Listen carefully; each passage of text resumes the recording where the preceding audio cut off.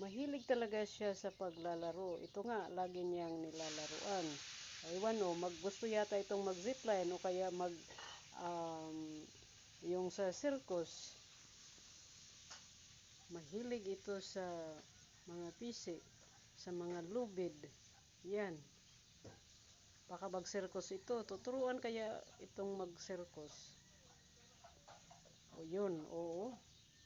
O diba? Nako, ako naman yata ang pagtripan nito. Kasi papunta na sa akin. Ewan ko lang.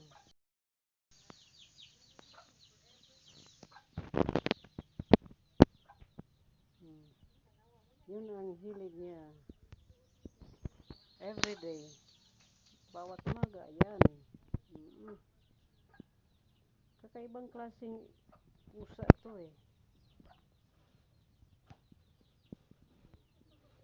Ano talaga, mahilig sa laro. Mabait siya. Kagabi, madaling araw, ginising niya ako kasi gusto siyang magpupo. Yun, binuksan ko naman. Ayokong linis sa kanyang pupo. Kaya, yun. Nako, maghahunting naman ito. Ito ang madalas niyang ginagawa. Pag nandito siya, si Whitey.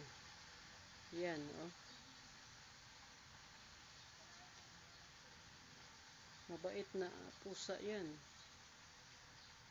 Kakaiba talaga siya. Iba yung ugali niya sa ibang mga pusa na nandito.